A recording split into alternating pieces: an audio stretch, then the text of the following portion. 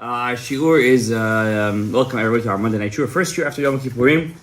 Thank you everybody for coming. Our shiur is Le'ilu Nishmat Daniel ben Frecha. Also today is the Hilulah of Rabbi Akiva Eger, the great. Also your grandmother, yes. Great grandmother. Slicha. Okay. Frecha Batzara. And today's Rabbi Akiva Eger's yahrzeit. I'm sure you guys heard of the name Rabbi Akiva Eger. Yeah? Probably one of the greatest giants that the Jewish people had in the last 400 years. Born in the year 1761. His son-in-law was the Khatam Sofer. The Khatam Sofer was married 50 years to one woman with no kids. Wow. No kids. He got married very young. I'm sorry, he was 50 when his wife died. Slicha, he was 50 when his wife died. And the Khatam Sofer's first wife, he never agreed to divorce her. Wow. They told him, listen, right, Khatam Sofer is very famously to have said after his father-in-law died, his second father-in-law, Rabbi Akiva Eger, that the keys to halacha is in my hands in this generation. The Khatam Sofer was known to be a halachic genius and a halachic, there's in halacha you have to differentiate between two different kinds of heads in halacha. There is the mepalpel in halacha, and then there is what we call baki derech yeshara, the Sinai. Sometimes in halacha you know so much that you come out with the wrong halacha, or you're too machmir, or you're too mekel. Then there is a guy, he knows the derech hasilula b'halacha, and he knows how to be mekaven to the halacha in every situation what he has to say. So the Khatam Sofer was very famous to have said that he had the keys to halacha of his generation. To make such a claim, you have to really hold up to that, right? The keys to halacha. Like, how many people do you guys know in your generation as Sephardim? Do you know that halacha was? There's been, some guy told me today. He says to me, my son is going to be a doctor a doctor in I don't know, Albany, whatever. He's going to learn. He was so excited about it, and I usually don't do this to a person, but it was Erev Chag, and it's Erev Chag, and I was a bit nervous because of all the wind, and my schach was flying. And I said to him, "You're so happy your son is going to be a doctor. Could you name me 10 great doctors that ever lived, and make sure they're not rabbis at the same time? Don't tell me Rambam and Ramban; those are out of the thing. Name me 10 great doctors." He couldn't even name me one.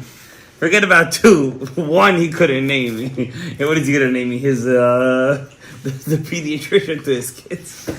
So we all were excited, doctor, schmachter, lawyer. But at the same time, if I tell you, name me 10 great chachamim, you can name me 50 great. I hope so. So when I tell you, name me 10 great halachas, like when I tell you halacha, like if I say their name, he said this, the guy who's arguing with you will shut his mouth. You could name me in the past 50, 70 years, 100 years, a couple of Sfaradim. The Ben Ish Chai is one. Okay? If somebody comes to argue in halacha, let's for example, riding a bike on Shabbat. Your kid is riding a bike, and there's some guy goes, listen, your kid is not allowed to ride a bike on Shabbat. The chinuch, this, that. You're telling him, Ben Ish Chai says it's mutar. What does the guy do the next second? He shuts his mouth. What is he going to say negative Ben Ish Chai? Ben Ish Chai said it's mutar. He'll say, okay, Rav Ovadia said it's asur. Tachlis, the guy has the Ben Ish Chai standing behind him. Tachlis, that's what it is. You can't say anything against Marana Ben Ish Chai. Rav Ovadia Yosef says something. This is mutar. This is asur. You could be mekel like this. Right away, the guy comes with all of his chumrot. He says, Rav Ovadia Yosef said, even if I disagree, I want to be machmir or mekel. Rav Ovadia Yosef said something. I cannot say anything against that. Halachist, there's many people who learn halacha. There's many people that are poski, moreh horah. But to say I am the person who holds the key to halacha, that's a very big shoulders to say. Khatam Sofer didn't just have a halacha. He said I have he boasted, I have the keys to halacha of my generation. And when his father-in-law, of his second marriage, Rav Akiva Eger, was alive, he didn't dare even mention that he was a moreh horah. The Khatam Sofer was a student of Natan Adler. Adler in German correct me, it means an eagle, right? Adler is an eagle, right? So Rav Natan Adler, so back then they had family crests. Like in Ashkenaz and Tzarfat, the family it wasn't just your last name. You had a crest. You had a family, like a shield. Yeah, like a symbol. So they say Rav Natan Adler, he was the Chatam Sofer's Rebbe. As a young boy, Rav Moshe Sofer, the Chatam Sofer as a young boy, his family emblem was the quill. That's why they called him Sofer. And Natan Adler, he was in Ashkenaz, but he used to daven in Sfaradi. Now you could imagine, like, in America, it's an issue. Imagine you're an Ashkenazi in the land of the Ashkenazim and you're davening b'miftah Sfaradi. Imagine what kind of uprising it caused. Natan Adler was almost excommunicated by the community that they were, Moshe Sofer, the Chatam Sofer, as a young boy. But what's interesting, but you have to understand, there is you could know how to make a nuclear weapon, but at the same time, you also have to know the code. Some people's codes are different than other codes. All of our DNA, a spiritual DNA, connects to different codes. If you're meant to be a chacham behalacha, don't step into the kitchen of Kabbalah. It has nothing to do with you. I have a person that's related to me.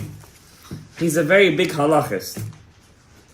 Even when he tries to learn Kabbalah, everything that he does has to do with halacha. It has nothing. I say related to me. Related to me. All Bukharians are related, but I mean, related to me. I said, And one time when I tell him, I said, "Listen, you're into a different like leave it. It has nothing to do with one another, right?" Rav Natan Adler. Now, what's interesting about Chatam Sofer is when he grew up, he actually paskin neged his Rebbe, and Rav Natan Adler. He said that Ashkenazi must daven. No, he went neged his Rebbe. Neged he went against his Rebbe. Understand? And as a that was his psak. You have to al titosh Torat imecha. You have to follow that was the Chatam Sofer's. And what's interesting, maybe he saw whatever they did to his Rebbe, and they saw how he was cast out from the community. And they decided to, but then afterwards, Rav Pinchas Horowitz, Talmidei Baal Shem Tov, when he came to where the Chatam Sofer was a famous city in Germany, and when he was Hasidic and they daven Nosach Sfard, then the whole machloket, what Nosach should we pray, calmed down a bit. It calmed down because the Hasidim daven very close to what we daven, Kenosach Rabbeinu Ha'ari HaKadosh. What's interesting, Rabbi Akiva, when Chatam Sofer's first wife died, he didn't agree to divorce his first wife. He said, "This is the wife that Hashem gave me, and she supported me all this time while I learned in yeshiva. She supported me. I'm not going to let her go like that, like she's some kind of..." And I'm talking about 300 years ago. So back then it was quite simple to say, this woman is not giving me what I want. It's a get. Yeah, but Moshe Sofer, Chatam Sofer said no. Okay. In his second marriage, they offered him the daughter of Rabbi Akiva Eger, who's your Tzaidas Tenei. And Rabbi Akiva Eger's daughter, I think she was divorced. I think she was divorced. And so it was her second marriage too. And Chatam Sofer was well over the age of 50, and he wanted kids. And they told him, listen, don't you want a woman? You could get a woman that's her first time. Why are you going for? He said the zechut of her father. It's more than what I need. And when he married her, there's a famous story that Chatam Sofer and Rabbi Akiva Eger were together. Rabbi Akiva Eger was about to be the rabbi of Pozna. Pozna is one of the biggest areas of Poland. Back then it was part of Prussia. Prussia was what Germany used to be two countries, Prussia and Germany. And then today it's one big confederation, right? There's like states in Germany, by the way. It's not one country, it's states. So the one woman came to the Khatam Sofer Rabbi Akiva Eger, and she said to them, my husband doesn't want to give me a get. He's running around with Chas v'Shalom zebras, and I'm over here, I want to get. I don't want to live with this guy. And Khatam Sofer next to his father and said, with your permission, I want to say something. With your permission. Look how they had kavod to the Chachamim. He said, I'll tell you something about Rabbi Akiva Eger soon. You're going to be mind-boggled. He's really in the Shulchan Aruch, his Hagaot are there. In the Gemara, his Hagaot, his stuff is put in the Gemara. That's how, we're talking about, in Halacha, he's there's no Halacha that doesn't know the name of Rabbi Akiva Eger. You say his name with trepidation. That's what we're talking about. So the Khatam Sofer says to Rabbi Akiva Eger, his father-in-law, he says, I want to have permission. So he says, I want to call that guy who's running with zebras. He thinks in a safari. So he said he called him over and he came. They had kavod. They didn't listen, but they had kavod. He came to Khatam Sofer Kiver and the Khatam Sofer tells him in front of his father-in-law, his new father-in-law, he says to him, a woman is married in 3 ways.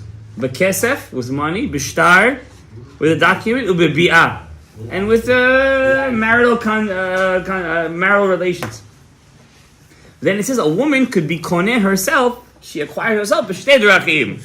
One is with a get. One is with mitat haba'al, the death of her husband. You decide which way you want your wife to be koneh atzma. And even though he had kavod, he came to the Rav, but at the same time he decided, let's see. And it was b'mitat haba'al, and he went yitkadal v'yitkadash shmei haba. And that story back then, we're talking about early 1800s, it took the world by storm. Wow, the Khatam Sofer, he said it, b'mitat haba'al, it came true. And so that was, but what's more interesting, Rabbi Akiva Eger didn't utter a word. That's what's more, and he was the Gadol Hador. And he gave kavod. They say, when Rabbi Akiva Eger became Rav of Pozna, they said he was very disturbed. Why? All of his life, he held like the Rambam. The Rambam says a rabbi, it's a big machloket chachamim. Could rabbis get money for what they do? It's a big machloket. Don't think it's simple. You come to teach Torah and this and that. Back then, even today, person is a Rav, a real Rav. He has to dedicate his whole time to the community. Rav Moshe Feinstein used to say, you're not allowed to ignore a phone call. It could be 5 minutes before Shabbat, you have to pick up the phone. Wow. Rav Moshe Feinstein. There was a very famous story of Moshe Feinstein that when he was, for many years, after he passed away, one woman came to the Shiva in Lower East Side, and she came and she said, who's going to tell me right now when Shabbos comes in? And the kids didn't know what she was talking about. When she explained that every Friday before Shabbos, she used to call him. They're talking about the Rosh Hashiva back then. He was the Gadol Hador. If you ask me, who's the Mara, the Atra of America? My Rebbe in Kollel, he's Persian. He used to tell me, Rav Moshe Feinstein is so strong in America, la halacha, that even if he argues with any Sephardi posek, since he's the Mara, the Atra of America, he was very big on Rav Moshe Feinstein, my Rebbe. Rav Moshe was like the Mara, the Atra of United States of America. So, and imagine, the Mara of the United States of America used to answer the phone every Friday before Shabbos, and he knew why she was calling. Just to answer the woman what time Shabbat comes. For the love of God, look at the calendar.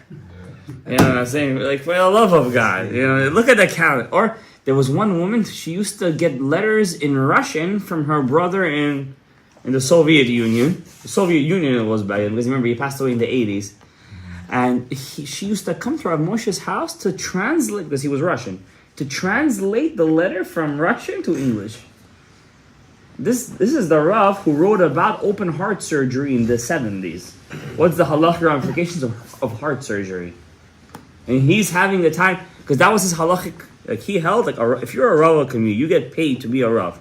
Really paid. You get a salary, you're a Rav of a community. Your time has to be dedicated to the community.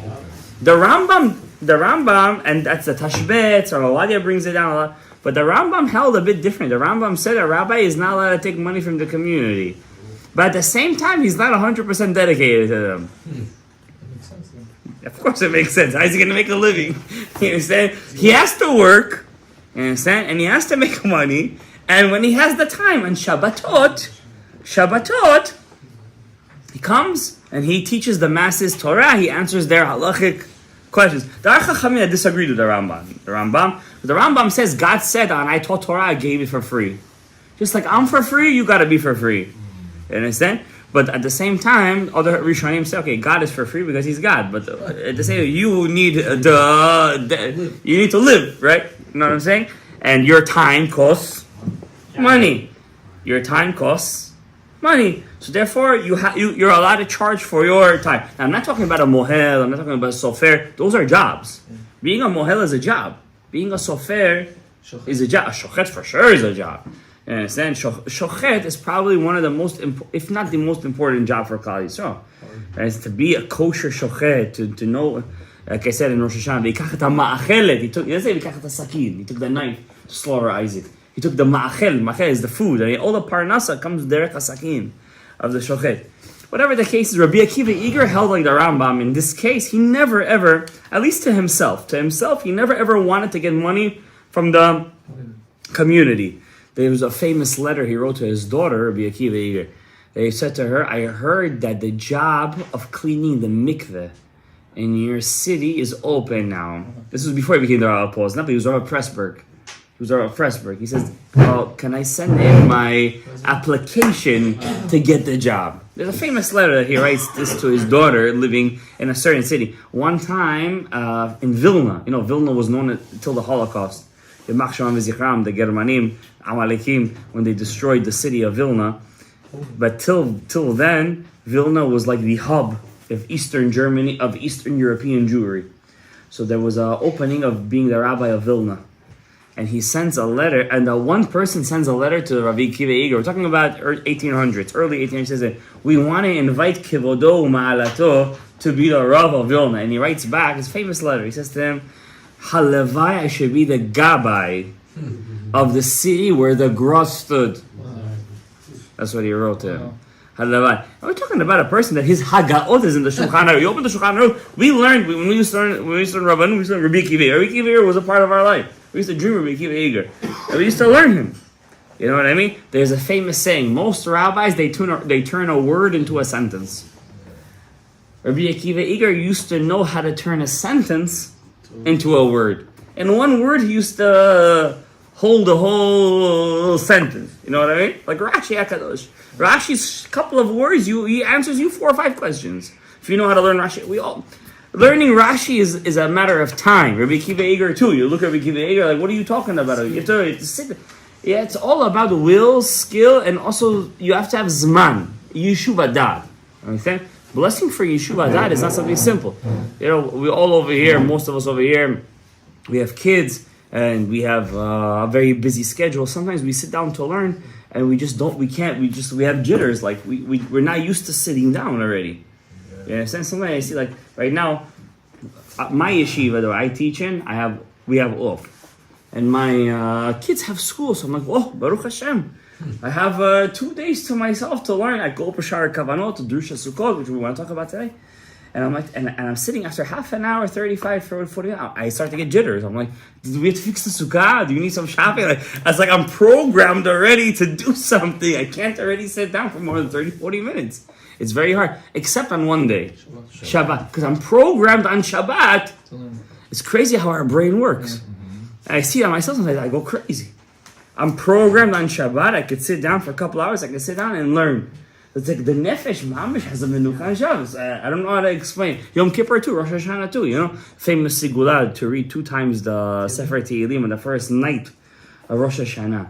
I did it a couple of years back, and then this year I said to myself, I'm gonna do it. I said I'm gonna do it, and even for me, 2 hours. I read quick. Okay, even for me, a book of Tehillim is about 2 hours. One book. It was about 4 hours. And I have guests over. My dad is over, and he wants to have some arak and this and that and whatever. That's in panim mishavim v'lechem levav enosh yisad. And I'm telling to myself over here, he leaves the house 10:30. I'm just finishing the first book because I start in the shul, and I'm like, how am I going to finish? 2 o'clock in the morning I finished. 2 books. the second book. I finished it, but there was some menuchas hanefesh. Like I knew on Rosh Hashanah, the kids don't go to school. I don't have to wake up early the next day. Everything's okay. Everything is, you know what I'm saying? We're all programmed beings. You know what that's called? Habit. Well, you can call it that too, if you want to get very technical. It's all habit. It's all habit. The year just started. The Chachamim say, get yourself into a habit of more mitzvot. I hope everybody over here took upon themselves new mitzvot this year. I hope so. It's not just we fasted, everything is, after Rosh Hashanah and Yom Kippur finish, it's much easier to serve God through what we call Ma'arechet HaGvurot than it is to serve God through Ma'arechet HaChasadim. There's two ways of serving Hashem. So there is from Rosh Hashanah, the beginning of the year. See the Satan? It was working a second ago. There's I left it open. Still the Satan, doesn't make a difference. It was open or not. Usually I close it. So there is two systems. There is between Rosh Hashanah to Yom Kippur. Then there is this kind of semi-time, this kind of like mysterious time between Yom Kippur and Sukkot, and Sukkot until Simchat Torah. These two ma'arechets combine to make one ma'arechet. So you have a Sefer Torah. For example, if you look at the Sephardi Sefer Torah, we have two keters, right? Thank you. We have two keters. We have two, you call it rimonim. It's a keter Torah it's called. Any person who takes the keter Torah and he puts that keter on the Torah, he has to say a pasuk according to the Sidur HaRashash. Tzena orena benot Zion, v'melech Shlomo. Who's Melech Shlomo? Sefer Torah. It's called Melech Shlomo. Ba'atara. It's from the Shirashim. Ba'atara she'itra lo imo. V'yom chatunato, u'v'yom simchat libo, and he puts the rimonim. According to the Rashi, that's what you have to say. If you open the Sidur HaRashash, you're going to see that. V'hamesim et haketer ala Torah, kacha hu omer. He says over there. Teno rena benot Zion. If you look at our, during the year, we have a red parochet. Bukharians love their color burgundy red. Yes. If you go to every Bukharian shul, that's their color, burgundy red. For some reason, right? Yeah, that's a nice theory. On the top of our parochet, it says over there, Tzena orena benot Zion, b'melech Shlomo, ba'atara, she'itra lo imo, b'yom chatunato v'simchat libo. There is an idea of now, what we do during the year, that we put those atarot, those crowns on the Sefer Torah, you do that on Sukkot by sitting under a schach. Just during the year, it's at 10%. It's at 100 watts, 100 AMP. On Sukkot, it's like at 500 AMP. You turn it on to the Mac. You guys pay attention. I sent on the chat today the prayer to say before you put the sechach on the. So you can still take it and put. You can still pick it up and put a. I was actually thanking God for the wind today. Because when I first put on the sechach, my brother did, I just saw the Shem Yichud Arenesim Schach. And then the prayer I saw, right? I always say the prayer usually. I saw the schach, the air pulled out the schach. I said, the Shem Yichud, I said the whole thing. I put the schach, I tied it down. And I said it was waiting for it. That's why Hashem sent the air. We have two ways to serve God. It's called Kain and Hevel. Okay? So we have Kain and Hevel. Okay? Chasadim, Gvurot, and Chasadim. Strengths and loves. Or strengths and mercies. Let's call it like this. Yom Kippur and Sukkot. What's the biggest difference? Yom Kippur, we serve God through fasting. It's suffering. But yet we feel it. We feel it. Sukkot, we serve God through a lot of extraterrestrial things, but when we come out of Sukkot, what do the Chachamim say? You have to fast Behab. Gemara, Masechet Megillah. You have to fast Behab. You gotta fast 3 days after Sukkot. Why? Because you enjoyed, you ate, Hirhurim Ra'im, you were in Makpid, Al Tarbesi Chaim Aisha. This one came into your sukkah. Hi, how are you? Suddenly you're friends with your neighbor's wife. What happened suddenly? Nichnas yain yatsa sod over here. Ma kara suddenly? Nichnas hayayin? Yom Kippur, we're all tzadikim. Carried away. Close the thing, we don't eat. Yeah. And Sukkot, we have a little schnapps, we have a basar, ala esh, basar vayayin. We start to lose our minds a little bit. What does the Tosfot say in Masechet Megillah? Behab, after Sukkot. Monday, Thursday, Monday. Just a tikkun for what you messed up on Sukkot. So, Chacham, what's Chacham? Umni. Einav, Chochma, Berosho. Indicator. Sukkot is coming. Don't overindulge. On Sukkot, you could get to Ruach. Guys, we read Yonah, the Haftarah of Yonah and Avi, right? When did he get his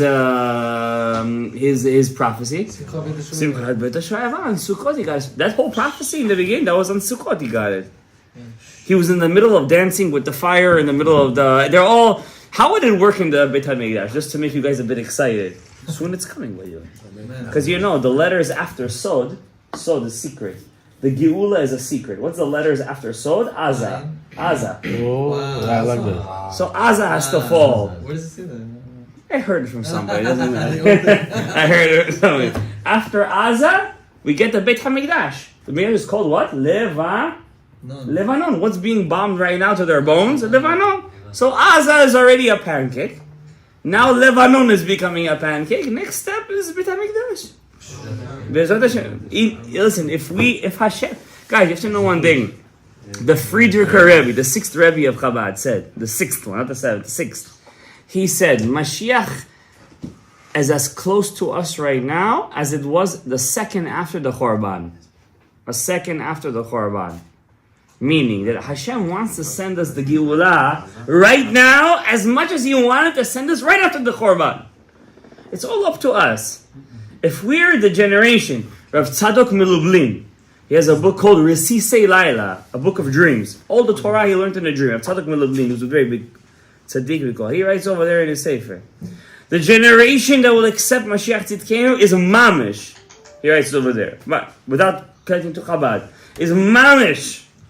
The Gilgulim of Dor HaMidbar and Dor HaMabul.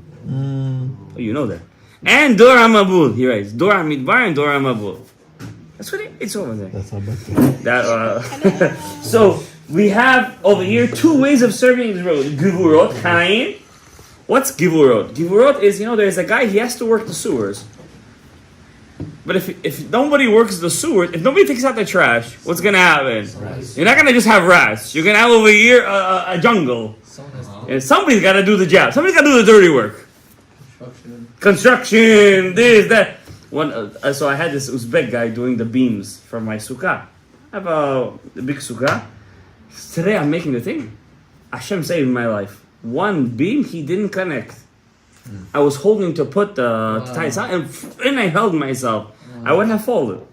It was mamash ma'akadosh baruch Hu. I caught myself at the last second. My neshama came out, and I said he didn't put it. So my wife told me, I'm not a handyman. I'm definitely not from this side. I'm not a handyman. I don't know what's a drill. I don't know these things. I try. It doesn't work out. And so she gives me the 6-inch nail. And she gives me the drill, and she says, drill the thing. And I'm there for 10 minutes trying to drill. I said, listen, it's not working. Call those back. No. Yes, but that's what happened. At the end, we stuck it in somehow with a hammer and a drill and a nail. I couldn't cross myself. But, that's called avodat hagvurot. That's called avodah. Imagine building a whole house like that. I'm talking about a small sukkah, 22 by 18. Whatever it is, it's just beams and a couple of nails. And it says somebody's got to do it. That's called gevurot. That's called Yom Kippur. It's avodah. It's strenuous. But after you're done, you feel it right away. I did it. Then there is a guy, he's chasadim. He comes from the opposite end of the spectrum. Look at his hands, hakol, everything is smooth. He's soft. He doesn't know what it means. He doesn't know. He knows how to speak. That's his avodah. He knows how to hevel. Hevel. What's hevel? Breath. Hakol yotze lo min hahevel. Peh. En lo yadayim. He doesn't have hands. אבל יש לו, he has a peh. He knows how to speak. You know what? My Rebbe used to tell me in yeshiva, he said, you can't force a lawyer to be a construction worker, and you can't force a construction worker to be a lawyer. You can't do in the Bukharian way of chasol, you can't make it to a rabbi, and the rabbi can't make it to chasol. You can't do it. You can't break a person's nature. It's his nature. You understand? That's what it is. Some person is meant to read the Torah, and some person is meant to be a shochet. It's the neshama. It's your DNA. The parent has to be very. Sorry. The parent has to be a. He has to be not just a mechanech. He has to be. He has to know his customers. With you. You have to know what you're dealing with over there, because you have 6, 7 kids. Every kid is different. Now, yes. What did you want to say? I just want to say some people, they can multi-function. That's true. There is. Listen, there is a person that's chasadim and gevurah. It could be. It comes also with time. That comes with time. When life forces you into that. That's true. Sometimes life doesn't force you. It's from inside out. It could be too. Listen, Moshe Rabbeinu was a speaker and he also killed the oak at the same time. Yes, kaelu. That's true. Yes, yotze min haklal. Yes. I'm not saying no. But most people fall into a category. Either he's a doer or he's a speaker. That's what Ari HaKadosh says. So you have chasadim. There's a guy who serves God through Torah. You could tell him, learn 20 pages of Gemara. It's going to fix all your Zayar. He says, I can't. I rather fast 20 days, he'll tell you. Then there's a guy who say, I can't fast. I don't want to feel the suffering. I rather spend all my day finishing Masechet of Gemara. I serve God with a coffee and learning Gemara. That's what I'll do. You can't break a person. You understand? It's his nature. Just like we have a nature, one guy goes givurot, one guy goes chasadim, we have 2 ma'arechets, 2 systems in serving God. One is called Rosh Hashanah, Rosh Hashanah, and Yom Kippur, right? What do we say? El melech yoshev al kiseh rechavim vaya'avor amonai al panav. Like we're like, how many times could you already say Ve'avor Hashem al panav? You're saying it so many times. Ve'avor Hashem al panav. You know, if you're we are Sephardim, but 40 days you're saying Ve'avor Hashem al panav. By the time Rosh Hashanah is done, Yom Kippur is done, it's like, oh my God, Baruch Hashem. I don't have to say that till November 3rd, till after Rosh Chodesh Cheshvan. Chas v'shalom. You have to say it all the time. This brings the rachamim. Then there's the chasadim. Chasadim is kaifavat. Drink, enjoy, v'samachta, v'chagecha. But here is our problem, and here is why sometimes it doesn't work out for us. And we want the Vilna Gaon famously said, the mitzvah of v'samachta, v'chagecha was the hardest mitzvah he ever had to do. It's so hard to be happy. He never came he never drank, that's for sure. Yeah. They say the Gra used to fast all week. You know the Amshenover Rebbe? It was all over the news. He just finished his Yom Kippur fast. Oh my God. He just finished 60 hours. 60 hours he fasted. I don't know why. What are you asking me? I'm not Amshenover Chassid. I know that in Yerushalayim there's a Rebbe. But he just broke his tiny Yom Kippur. Starvei. Yes, Anashim, the ma'arechet of serving Hashem is totally different. They say he starts Kol Nidrei just at Chatzot Laila of Yom Kippurim. 60 hours is in a ta'anit. So why is Samachta B'chagecha so hard? Oh, Samachta B'chagecha. The reason is also because we're missing the pasuk. The pasuk says, "Be happy in your chag, you, your wife." That's already the big issue over there. Because you're over there with Samachta B'chagecha, and she's over there complaining. I'm slaving, I'm cooking, I'm this, I'm that. You gotta help. The Torah says, "V'samachta b'chagecha ata v'ishtecha." Right? You gotta. Whatever makes her happy. Who cares? Now, what happens is, then you start to help, then you start to feel bad. I'm missing a my besamachta bechagecha, and when she's happy over here, what's going on? It's a contradiction. Get a cleaning lady. Get invited. That's my. No, this is veishtecha ubanecha, and your kids. A Torah doesn't make up words. You have to be happy. Your wife has to be happy. Your kids have to be happy. Now, kids, it's not hard to be happy. Just let them run. How about when they get older? How are you gonna make them happy? You gotta give them attention. You gotta sit them in the table. You gotta show them ahava. Kids need ahava, just like Zad, Zer and Pin. The vav of God's name needs chasadim. You need to grow the chasadim. You gotta give them ahava. Doesn't matter how old he is, 18, 19, 20, 21, 22. Everybody needs ahava. Everybody needs ahava. We're all kids. I'm giving you the ahava. We're all kids compared to our parents. No matter if you're 100 years old, he'll be 130 years old, but you're a kid compared to him. You always need ahava. And what does it say? Vegercha. And the convert has to be happy. Vayatom. And the orphan. Va'almana. V'halevi. I'm not saying it in the right order, don't quote me, okay? But it's in the pasuk. V'halevi asher b'sharecha. And the Levite. What is it basically Torah is saying over here? If everybody's got to be happy. So if you're just happy, but the Levi, who's known as the poor person, and the Yatom, the Almana, they're not happy. How was Hashem gonna bless you with happiness? So the Zohar Parashat Emor says Dir Balak. It says over there. It doesn't say Dir Balak, but Dir Balak. Make sure to bring an ani to your sukkah. When was the last time you brought an ani to your sukkah? When was the last time you even know a person who's an ani? Here, this is the United States. Migrants over here are richer than citizens. But there are people that they can't make ends meet. They don't tell you. Single mothers, divorced people, Yitumim, Almanot, Eretz Yisrael right now, I heard there's a crazy number, over close to 5,000 Yitumim. 5,000 Yitumim, widows, women with 9, 10 kids, Yitumim, Almanot. Donate to them. Donate, give. Chicken for Shabbos. Give, bro. Chicken for Shabbos, Be'ezri. You go donate. Before Sukkot, give. I shouldn't give, don't worry. You understand? You gotta give. You must. You don't want the klala of the Zohar HaKadosh. You have to give. I think you could give $500 to $1,000. Nothing's gonna happen to you. Okay? Akol yeh tov. Give. Don't get that klala of the Zohar HaKadosh. And then, if you give, v'samachta b'chagecha. When you give to Hashem's aniyim, then you're also going to get your portion. You're also going to get it. So, if the whole pasuk doesn't come true, then the pasuk won't come true.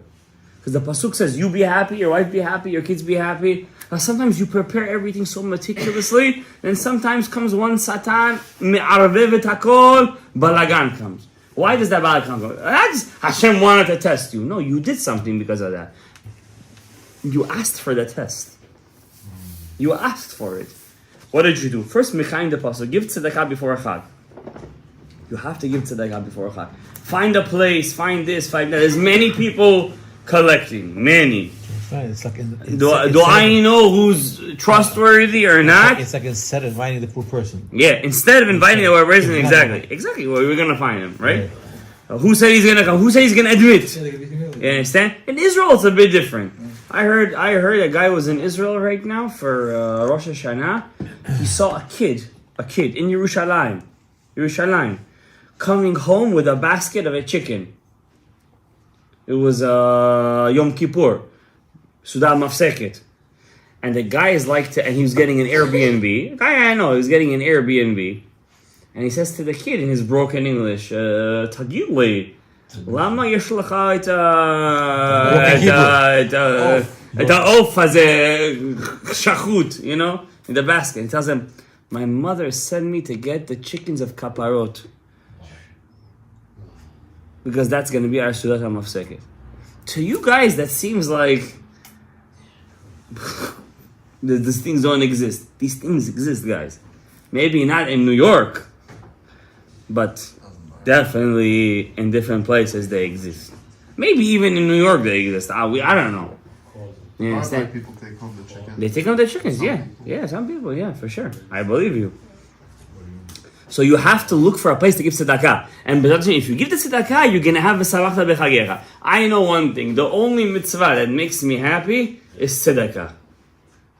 That's the only thing that makes... Because Hashem is a giver. And Hashem made you in His image. When you give, you're like Him. And when you're like Him, you fulfill your obligation. His reason to create the world. There's no greater feeling than to give. It's a fulfilling feeling. You're being fulfilled. You understand? And by the way, that's actually the main reason of marriage. That's the whole point of marriage. To be in a constant state of giving. Now it's so hard because you're like, how much can I give? Yeah, don't listen. They don't listen. Is that? Listen, this is not a shalom. Listen, this is not a shalom bayit here. You understand? But I'll tell you one thing. Hakadosh Baruch Hu knows how much you have to give, and He'll give you the woman that He will give you. How much you gotta give? All right, that means that's a compliment. By the way, that means you gotta give a lot, and you could give that much. Okay. Now, I did say this is Masha Hashamat. Esel kvar? Or 4 דקות. Okay. Let's talk about the lulav for a couple of minutes. Everything we said was important today. Intro. Okay? The intro needs a limud itself, by the way. Alright? So I'm going to tell you something, guys, crazy right now. Wow. And let's just listen. It's a bit Kabbalistic. You know? What else? Yeah, this is Lashem, right? So let's talk about Shar Kavanot, the Rushei Sukkah. As young guys, when we were learning the first Kavanot, the first thing we used to learn was Sukkot. Before anything. Why? The Drusha Sukkot, for some reason, Rabbeinu Hari said it to Rav Chaim Vital in a very clear, concise, and non-contradictory way. It's a very clear drush. It's very easy to understand. It's a lot of stuff, but it's mityashev al halev. How you say? It sits good on the heart, right? So on Sukkot we have a couple of mitzvot. You have number 1. You have the sukkah itself, right? Number 2, you have the lulav uminav, right? The lulav is split into how many mitzvot? 3. Why 4? How do you get 4? Number 1. You have the actual nanuim, right? The shaking of the lulav. The shaking. Then we shake it again where? In Halel. Good. Halel. And then we go around the teva. That's called hakafot. Hakafot. Okay? The sukkah is a mitzvah within itself.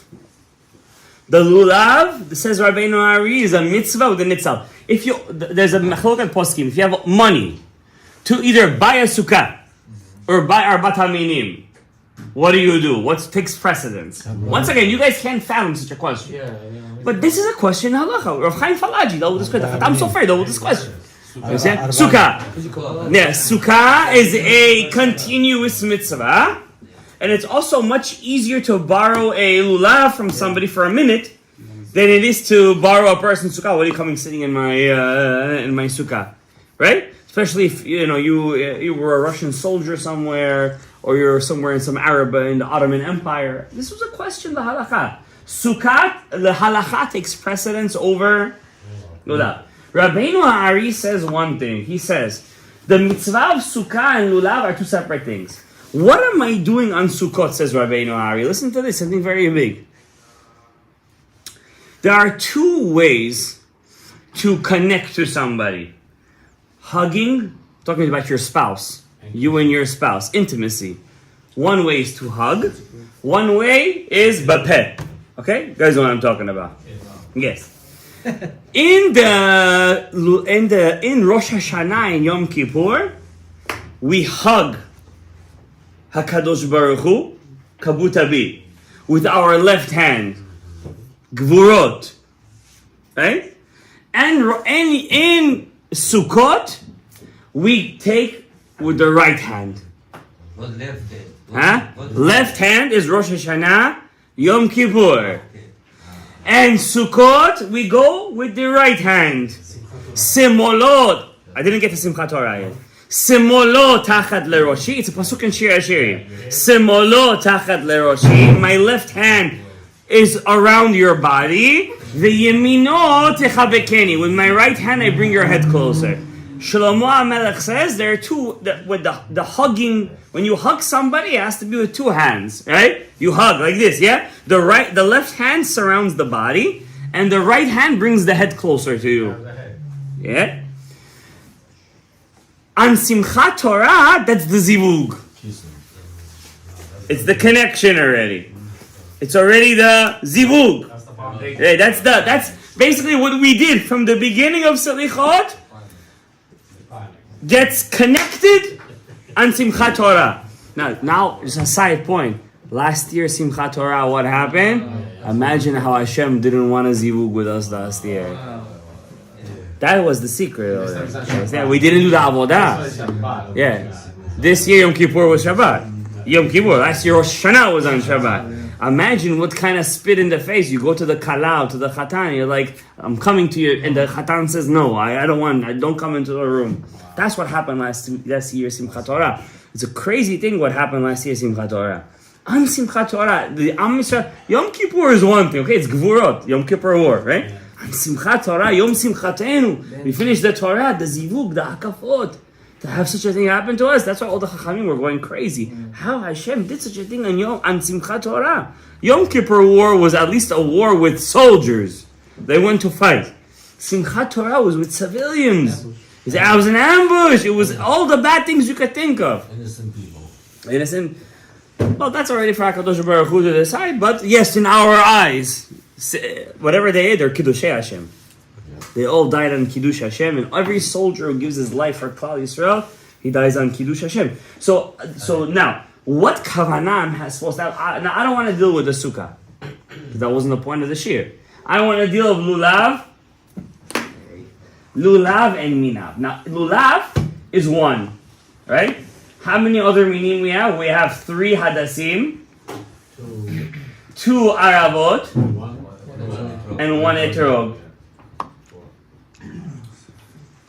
Says Rabbeinu Ha'ari, all together, it's how much? 7. Our favorite, the Jewish favorite number is 7. No, 7. Why? 7 is, we have a little bit of the next world and a little bit of this. We're the balancers. We're the balancers, right? Ask any goy, why is there a 7-day work week? He will not know why. You know, astronomically or whatever you say, there's no reason why there should be a 7-day work week. I'm serious. The reason why they do it is they're all shomer the Torah. It says over there that the world was created in 7 days. That's why they keep 7 days. They don't even know why.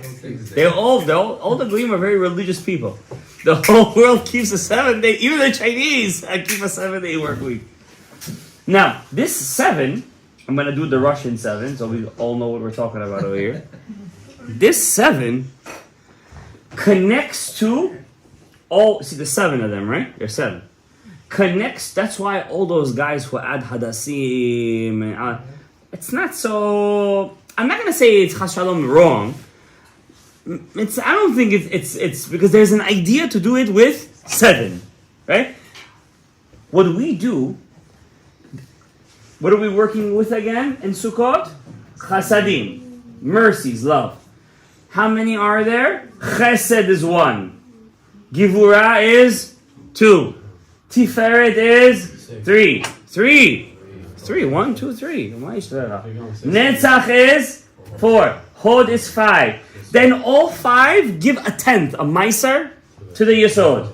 That's 6. And then the meiser, Yesod gives a tenth of a tenth to the Malchus. So the Malchus gives the what? The coin? The Malchus gets a tenth of the Chasadim. of the chasadim. But all together, that's right. What does the Torah say about maaser? Maaser. Mina maaser. It doesn't say maaser. It says give maaser from the maaser. Because you give first maaser to the Levi, and the Levi gives maaser to the Kohen. There's a maaser. First you give to the Yesod, and the Yesod has to give to the Malchut. So there's 7 altogether. 7 bichinot. That says the Ari is the 7 parts of the lulav and the minav. Now what happens when you take these 7 things? Says Rabbi Nari, I want to teach you 2 things right now. You guys heard it, maybe forgot it, or probably never heard of it. When you take lulav and etrog, the lulav is on the right hand, the etrog is in the left hand. They must touch each other at the bottom. That means the etrog cannot be in the middle of the lulav. It has to be at the bottom of the lulav, says Rabbi Nari. All the way at the bottom. Maybe the lulav a bit sticking out over there. Some people are matzmi, rikanati, whatever. But the Ari says it has to be at the bottom. It's the ateret hayesod. Right? There's 2 malchuts. One is the hey, the last hey of God's name, the Shechina, Rachel. Then there's the malchut of the Zachar. You also have a malchut inside of you. Your yesod, your brit, has a crown. That crown is called, in Kabbalistic words, the etrog. Interesting. That's why we're going to fix the sin of Adam Arishon, which was the etrog tree, on Sukkot. That's why Hasidim specifically were very makpid to take an etrog with a pitom. It should show the ateret hayesod. It should show the crown of the brit. That pitom is the crown of the. It's your brit milah, right? Now, if you take an etrog right now, it means nothing. You can take it, you can play with it. It's nothing. But the second Sukkot comes in, it transforms into something extremely holy. The etrog, everything. I'm just talking into the etrog. Now the etrog, you stick to the bottom of the lulav with 2 hands. Now with 1 hand, don't hold it with 1 hand. Some people do, they hold it with 1 hand. Rabbeinu Ari says, don't hold it with 1 hand. You gotta hold, when you're doing the na'anuim, you gotta hold it with 2 hands. Yeah. Book is over here. I showed it yesterday to the guys, like this. The book is like this, and you're holding it like this. I didn't get to the hakafot yet. We're gonna get the biggest mistake is by the hakafot. The biggest mistake is by the hakafot. Says Rabbeinu Ari, these 7 chasadim, 5, and then there is the Yesod and the Malchut, they need to give it to the Shekhinah, to God's divine presence. What do? First, you take them, and you out. Where are you taking it out to? You're sending it back to the Da'at. Where was the sin of Adam HaRishon? Etz HaDa'at. So you're taking all those 7. Remember, the etrog is separate. That's where the sin was. Where does everybody go crazy on? On the etrog, right? I was in a store with a guy. He tells me, I tell him, how much for this time I need etrog? He tells me, $200. Like, hi, 200 it is. Everybody learned a new word today, mazal. When they sell something, mazal. Okay, I said that. Mazal.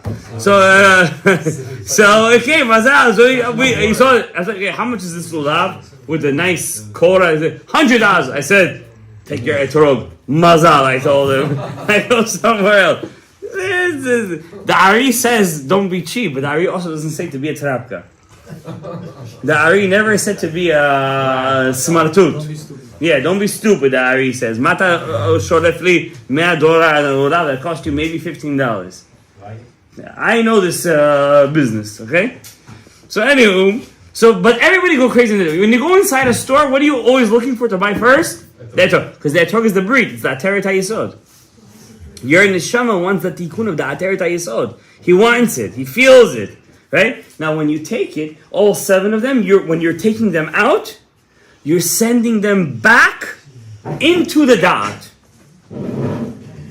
When you're bringing them back into your chest, the chest signifies the malchut, the Shekhinah Kedosha. Because what's missing the chasadim? The Shekhinah, the last hay of God's name. It's missing the chesed. You gave it the gvurot with the shofar and the fasting. Now it needs chesed. How do you do that? You hold the lulav, you say the blessing, you pick up the etro, you connect, you take it out, you bring the chasadim back down to Zah, and then when you bring it back to it has to touch the chest, says the Ari. Chest to chest? Some guys, they go like this. No, chest. You have to touch, yeah? Yeah, they do that stuff, right? No, says Rabbi, you gotta go, like it has to be like a sword. That you gotta send it back into the dot. That's what your kavanah is supposed to be. That's your kavanah. I'm sending it back into the dot. Collect the Hasidim and Collect the chasadim, bring it back. bring it back to the Shekhinah. Wow, that's nice. Why 6 sides? The right is chesed. The left is gvura. Straight, mizrach tiferet. Up is netzach. Hod is down. When you do hod down, you don't flip the lulav. You don't go like that. Yeah, exactly like this. Yeah, it is. And then you have to turn west to the east, to the yesod. And you're bringing it all back down to the malchut, the Shekhinah. Because on Rosh Hashanah we gave it the gvurot. Now you're giving it the chasadim. Right? You do this for 7 days. For 7 days you have to do this. In the time of the Beis Hamikdash, how many days they did this for? Bas. In Yerushalayim, 7 days. But if you lived in Haifa, 1 day. Why? In the Beis Hamikdash was such a powerhouse of energy that they used to do was enough for the whole world. Says Rabbeinu Harashash. Today we don't have a Beit Hamikdash, so we need to do it 7 days. Now that's the Or HaPnimi, the inner light. And Hallel, we bring down a special light. How many times is there Hallel? How many times do we shake in Hallel? 4 times. Hodu la Hashem in the beginning and the end, twice. Ana Hashem Moshiana, another 2 times. How many times do we shake every time? 18, right? 18 times 4 is how much? 72. Gematria Chesed. I'm bringing down Chesed de Yumad de Kulehu. Not any regular Chesed. I'm bringing down the Ananei HaKavod to my Neshama, what it needs for the whole year. You're right now preparing yourself for the whole year. That's what you're doing over here. That's what you're doing. This is what the Rabbeinu Ha'ari says. This is what the Mekubalim do. This is what they do. This is their job in their life. They don't work Hashem to get the money. They're working to balance the world. Because they're doing it for hundreds of thousands of Jews. That's what they're doing it for. Because how many people do this kavanot? Maybe, I don't know, couple of thousands?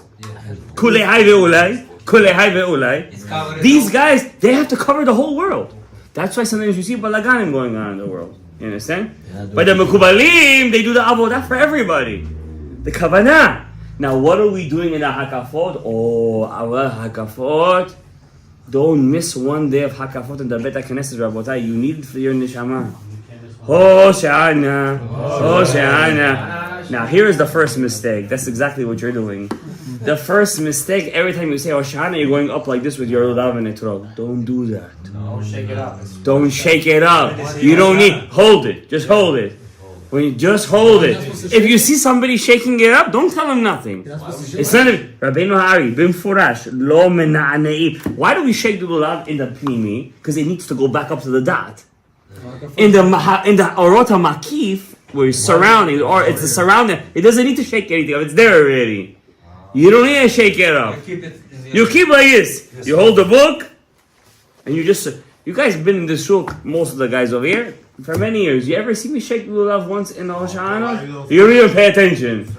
Never ever you see me shake the lulav once in the Hoshana. Never. We pay attention to the boss. The boss shakes because זה מה שנשאר לו מקדמת דנא, you know what I mean? That's what they used to do from back in the day. We don't shake the, custom, ככה, זה נשאר מנהג כזה, to shake the lulav. Even רבנו הרי במפורש. I'm going to read it to you guys inside. Bim Forash is over here. Lo osim. You're not allowed to shake the lulav and etrog during the Hosha'anot, during the Hakafot. You don't. Every day needs 1 Hakafa. Hosha'ana Rabbah needs 7 Hakafot. Rabotai, after you do all this job for 7 days, comes Hosha'ana Rabbah, the last night, you must finish Sefer Devarim. That's the Ne'ilah of the Chasadim. In Yom Kippur, what was the Ne'ilah? The prayer. The prayer. Eleonora. Everybody loves that song. Hamti lanu me'ila b'sha'at. And in the Sukkot, there's no b'sha'at ne'ilah. There's Sefer Devarim. Also, you get to drink cafe. Chasadim, eat, drink. I heard some place do plov over and that day. Oh, Shtombo, they got a Sefer Torah. They read the Sefer Torah. Minhagim Chadashim, Baruch Hashem. But the thing, nobody's saying that. I'm just saying it. Huh? You gotta finish the whole Devar. You gotta finish the whole thing. You gotta finish the whole thing. That's your Ne'ilah of the Chasadim. You have to finish by midnight, and you did your second Ne'ilah. After that, the tzaddikim back in the day used to go to the moonlight and check their shadow. I used to do it as a kid. I don't know, why not? It says to check, I used to check. I once saw in the book of the Remez, or Moshe Zachuta, you have to say some certain shemot when you do it. Shemot I don't mess with. Even as a kid, I never liked to mess with these things. But I used to check my shadow in the moonlight. I used to do it. Lately I don't do it because I'm with my tzaddikim over here. Rabbi, where you going? Check my shadow. Let's go check our shadows over here. And then, huh? Why not? What do you see? Why? What's going to happen? You're going to see yourself without a head over there? She'll do teshuvah. She'll do teshuvah. Guys, today a Bukharian guy died. Boris Yusupov, you heard? He was a pilot. He went to take a guy on a plane ride. Mayday, mayday. The guy sitting next to him came out with nothing. He crashed. No, some Bukharian guy from New Jersey. It was all over Yeshiva world. I don't know. My son did 1 month ago with his wife. Beseder, they went on the plane. I'm just like, today that's what happened. Right after Yom Kippur, another guy I know, I was building my sukkah, my brother was coming to help me, student calls me up from Lakewood. He calls me up, he says, my grandmother is in the hospital. How do I say vidui shchiv mera? How do you say vidui shchiv is the vidui of the dead person? How do I say it with them? Some people find their exit already right after Yom Kippurim. You don't know, we hear like this tons of stories. Right after Yom Kippurim, guy goes. Okay, listen, maybe. Listen, we're not here to judge. Now, in the Hoshanot, after Hakafot, you do the Hakafot, one Hakafah, you bring Or Makif. Whatever you did in the Lulav, you're doing it now by going around the Bima with the Sefer Torah. With the Sefer Torah, huh? We go every day for 1 Every day, one time we go around, and Rosh Hashanah service, and then on Simchat Torah is the, I say wedding in Bukhari? Svatzba. Is the wedding. I say in Bukhari, no way. You said in Russian. Bukhari. Toy is gonna be. Simchat Torah is the toy. Is the wedding, and the Simchat Torah. When is the wedding? And we have 2 days. Friday. This is Shabbat. The Shabbat is here. So Wednesday night comes in the Chag, Thursday, Friday. We dance with the Torah on Friday, right? Friday morning. But when is the Zivug? On Thursday or Friday? Shabbat night. Friday, no? And the Thursday. Thursday. When you say Musaf, Oh, that's Shmini Atzeret. When you do the switch. When you say Mashiva Ruach, Omoreda Geshem, Thursday morning. Mashiva Ruach, coming down the Zera from Shamayim. The Zera is coming down from Shamayim, Mashiva Ruach Geshem, and you say Shema Yisrael, Hashem Echad. Echad. What did it say by the Torah by a husband and wife? Va'ayu lebasar echad. So too, we're becoming echad with Hashem right now. The zivug is happening, and then we dance with the Torah the next day. In Israel, it's all the same day. That's the same night they dance with they dance. When the massacre happened by them, it was on their Simchas Torah. By us, it was Shemini Atzeret. And it was a double tragedy. Hashem should bless us all over here. May we do the avodah. May all of our words be Nishmat Daniel ben Frecha, and may Zechut Rabbi Akiva Iger be again aleinu. Hashem should give zivugim. Everybody needs zivugim. Zivugim agunim. Elisha ben Frida ben Aaron ben Barno. Hashem should bless all of them with zivugim agunim. Bracha, Evacha, Tzaka. Parnas. All of us over here. We will be וגם לוי בן אנג'לה שבזיווג הגום של השם השם ישמח everybody over here with ברכה ובהצעה ישועות גדולות ויהי זוכה תביא לי ושמחת בחגיך ותורם שמעשים טובים וישועות גדולות ויהי זוכה לקיים כל המצוות כתיקונם ולשמוח בעד השם לכן יעשו לנו אמן אמן אביך ננה ונקשה אומר אתה הקדוש ברוך הוא